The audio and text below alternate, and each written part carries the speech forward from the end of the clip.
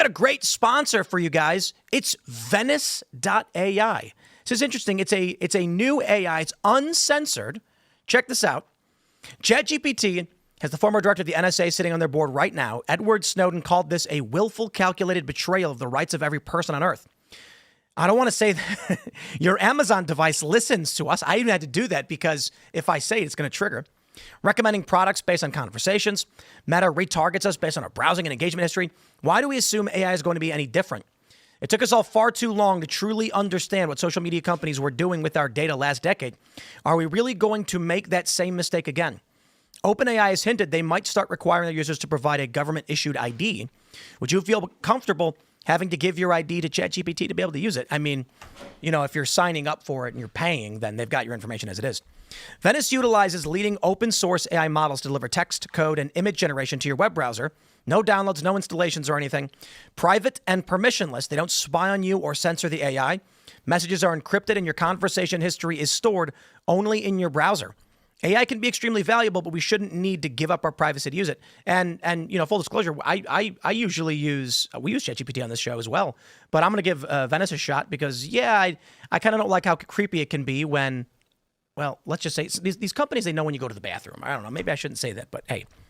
So let's do this. I'm going to ask Venice, why are you a better AI? And it works. Hey, look at that. So they've got their Pro plan. It unlocks the full platform and features including PDF uploads, summaries or insights, the ability to turn off safe mode for unhindered image generation, the ability to change how Venice interacts with you by modifying the system prompt, limitless text, high image limits. I mean, that's another big factor in a lot of these different AI services. They limit what you can ask it. You know, the other day when the bombs dropped on Iran, I asked ChatGPT to give me a summary and an image, and it refused, saying, it said, I can't help you with that. I said, why? And it said, you have asked an inflammatory and false, question, and we will not, I'm not kidding, it actually said something like that. And of course, it was true news. So Venice says, I'm better because I don't censor my responses. I have a wide range of knowledge. I'm designed to be engaging and pleasant, or like that, respecting privacy, doesn't have any ethical restrictions, so it can provide more raw and unfiltered perspectives. So, not woke. Can handle difficult topics, consistent in responses, can generate in multiple languages and provide details. It's got a big, huge list, actually. So give it a shot. Go to Venice.ai. I think you can actually use Venice.ai/Tim. And you'll get 20% off your Pro plan. Check it out. We think this is pretty cool. From Fox News, Chicago Tribune warns New York to avoid socialist mayoral candidate after mistake Brandon Johnson. And the results are coming in for the Democrat primary in New York. Zohran Mamdani is winning by 9 points with 43.1 to Cuomo's 34%. Looks like the anti-Israel Democratic Socialist is going to win. Well, 38% Stuck of for votes a are law. in. But yeah, it's not looking good in Brooklyn and Queens and Manhattan. Cuomo has the Bronx and Staten Island so far, which was, Manhattan went Zohran. Yeah, that's pretty crazy. Those rich people are. Nope. Most of the rich people fled during COVID. Yeah, they live in the Well, upper. 200,000 of them at least went to Florida. Yep. I left, but I wasn't even rich, so. So is this... New York's going to get what it deserves, which is what it votes for. Like the David Freeberg from the All In podcast had a big long tweet about it, and he's like, "Look, we should actually hope that Mamdani actually wins, like the whole thing, and that he does all of the things that he's talking about doing." Because it was the point that Freeberg was making in the tweet was this sentiment, which is something we've been talking about all night. The leftist sentiment, the socialist sentiment, is something that's actually very popular among young people in the United States. And his argument was, let this happen to New York. Let people see the terrible results of an actual socialist mayor and actual socialist policies. We saw it in Chicago. So that way the rest of the country can avoid this kind of terrible... But we saw it in Chicago, well, and that didn't help. Apparently we haven't seen it enough. So then we have to go ahead and let this guy win. And that's cutting off your nose to spite your face. You live in New York, so I mean, obviously not that's anymore. But no, I think it's bad. Oh, I hope a socialist is elected so people could have to live under. I'm relating the tweet that Freeberg made. I'm not making the argument. You know what? After like after college, I could not afford an apartment in New York and I had to leave. And then after 9/11, the rents all dipped. Oh, did they really? They dipped for like a year and I was able to move back and get like a cheap rent on the Lower East Side. And I was able to keep my rent really low for years and years and years until I like for 20 years or something until I finally like hit market rate and I ended up out of rent stabilized apartments. So my sort of big hope, if Mamdani wins, is that in 3 years I can buy a penthouse for pennies. The broad point that he was making is like, he says, let's make sure 1 or 2 cities and states fall apart fast so the rest don't have to elect Mamdani. The point is, it'll take 25 years to get New York back. These policies have been shown to absolutely excoriate cities. Like you'll have all the wealthy people will leave to avoid the taxation that they're talking about. You're going to lose your tax base. They're going to lose all their grocery stores. I mean, John Katsimatidis, who runs all the Gristettis and has his company is like Red Apple something or other. He runs a bunch of businesses. He was like, well, if Mamdani wins, I'll close up all the Gristettis and move Red Apple to Jersey. And I'll leave the country. No, well, I think he could leave New York. He's got a ton of businesses. He doesn't need to keep Gristetti's. And also, I mean, the profit margins on grocery stores are shockingly low. There's this old story that's probably just an urban legend where it's like a teacher was teaching their kids about socialism. So all the kids were lefties, and he said, what we're going to do is we're going to take a test on Friday, and then I'm going to average out all the scores, and everyone will get the same grade. So what happened was, some students studied really hard and they aced the test. Some tried their best and they got, most of it right. And then some people slacked off and they did miserably. Everyone ends up getting a B. So the lazy people were like, woo, I get a B. I didn't even do anything. The people who worked their asses off were like, what was the point? I busted my ass. So the next week, and he says, we're going to do the same thing again. This time everybody got a C because the hard workers gave up. They said, what was the point? I worked as hard as I could and I only got a B. Why should I do extra? Everybody ends up getting a C. Now everyone's pissed. Well, now I'm not getting anything, but I'm not going to work harder than this. If the only thing I can get is a C, why would I do the effort to get an A? Next week, everyone failed. The argument was, and again, it may be a real story, but the teacher was like, when people are not able to collect the fruits of their labor, they abandon the labor. What these socialists don't understand is they're literally creating a system by which individuals cannot control the fruits of their labor. When they say the people have a right, what they're saying is the committee, the institutions decide for you. Whereas capitalism is private. Police force. Yeah. Capitalism is the private ownership of, which means the individuals can choose to collect as much as they want of their own labor.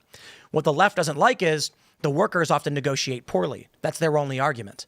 A worker has labor and he trades it, but he doesn't trade it for enough. Okay, well, that was their choice. Yeah, but because of social, get out of here.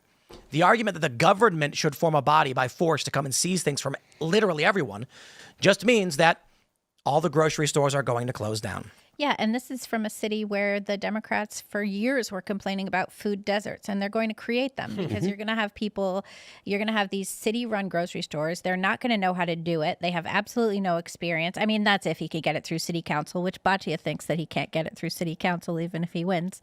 But I think that... Speaking for... Well, we were talking about this before. I think people are kind of overstating the threat this guy poses, even if he wins. I mean, I don't think he's going to win. He might win tonight, but I mean, he's not gonna win the election. I mean, but I think people are overstating a little bit how. But it's not. You are a leftist. It's not just Zohran. I was saying she's a subversive leftist earlier. It's not just Zohran. It is like the Uber laws that are popping up across the country. Those are. What are the Uber laws? You mean like the PRO Act? You can't hire independent contractors anymore. That's total garbage. The point. My point is, even in West Virginia, it is. You have to be a psychopath to want to run a business. It's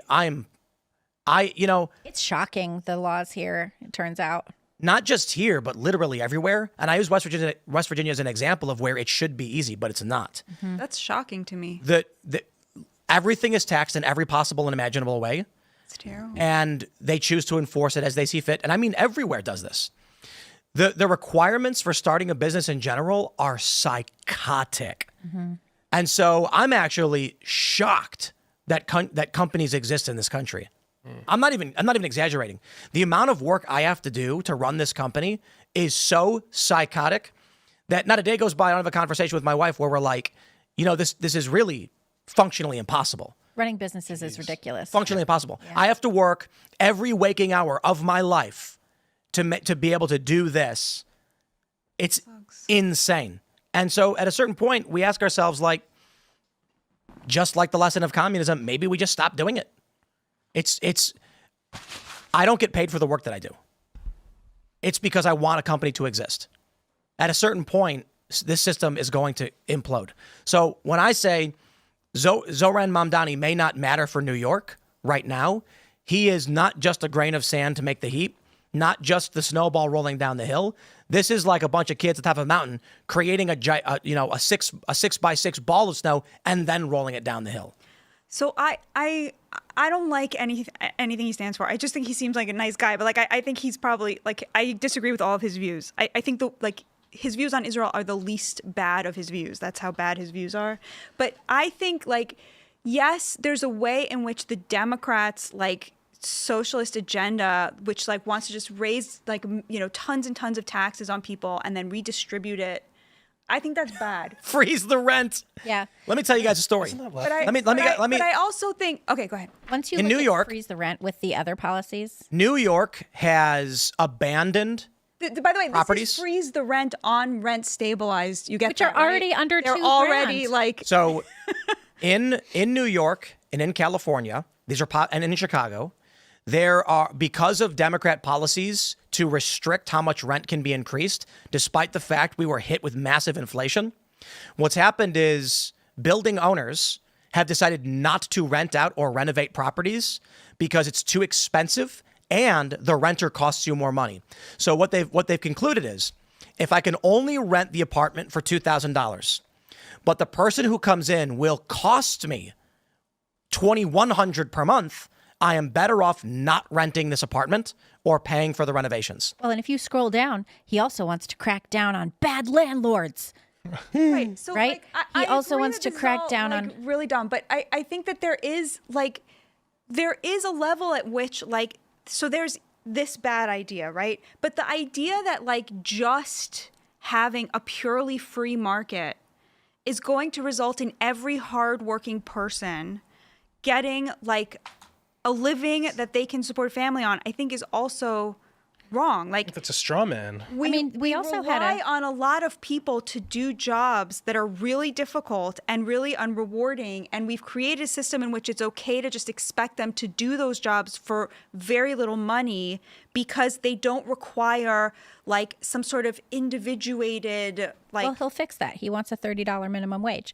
The other thing too, though, is that in New York, right, you had a situation where you have to pay broker's fees, right? So you pay first month's security and you pay a broker's fee, which can sometimes be in excess of 1 month's rent. And sometimes they'll charge you again. Oh my God. If you sign a 2-year lease. And so what they did was they got rid of the broker's fees for renters. And so the landlords have to pay the broker's fees now. And so all the rents have just gone up. Like there's all these unintended consequences. I mean, all these things to try and make it fair for working people. Free buses, government-owned grocery stores. Yeah, the government-owned grocery stores is really bad. And all we have to do is tax Wall Street out of business. Right, and they want to fight corporate exploitation, and they're talking about price gouging for grocery stores, but it costs a lot more to get food into the city. Here's a question for you, Batya. I agree. There are people who do jobs that get paid very little. I